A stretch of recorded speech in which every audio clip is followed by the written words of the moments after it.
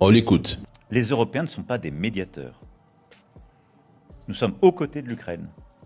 Nous lui apportons de l'aide, du soutien, nous avons sanctionné la Russie. Notre priorité, c'est l'aide militaire à l'Ukraine et le soutien. C'est le soutien à sa politique énergétique pour l'hiver prochain. C'est l'accroissement de la pression sur la Russie et notre disponibilité à recevoir un message de la Russie si elle était prête à négocier sérieusement, ce qui n'a pas été le cas jusqu'à présent. Le jour où il y aura des négociations, les Européens devront être autour de la table.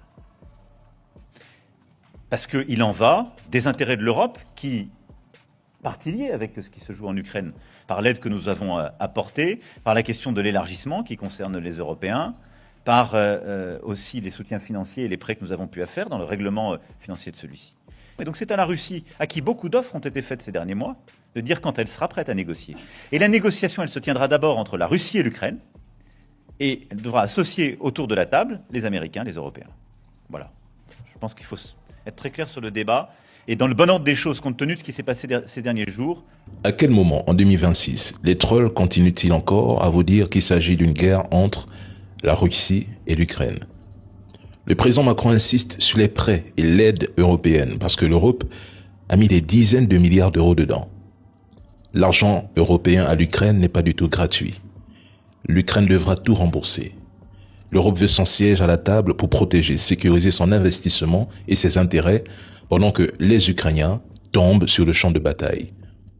N'est-ce pas le général Yakovlev qui disait ici « Bravo, l'Ukraine se bat pour nous et nous, on paye ». Et oui, les Ukrainiens, ce sont des soldats envoyés comme chair à canon pour affaiblir la Russie. Ces dirigeants européens se moquent royalement des Ukrainiens, tant qu'ils font le sale boulot à leur place pour éviter une escalade nucléaire. L'Ukraine est un champ de bataille dans la lutte pour le nouvel ordre mondial. Ils savent très bien que l'Ukraine a perdu cette guerre depuis des années. Mais comme la guerre, c'est un business énorme pour les complexes militaro-industriels américains, européens, eh bien, tout le monde trouve son compte. Mais derrière cette guerre, l'Europe est ressortie globalement affaiblie, plus fragile et plus dépendante sur plusieurs plans.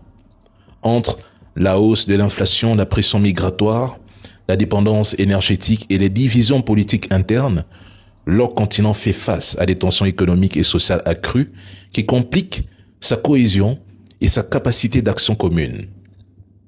Nous assistons ici à la fin de l'ordre unipolaire.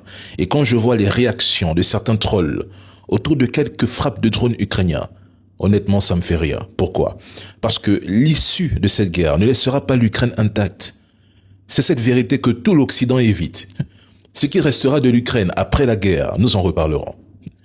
Mais les négociations auront lieu et elles s'annoncent dures, avec des concessions lourdes côté ukrainien. Moi, c'est la partie du film là que je patiente depuis.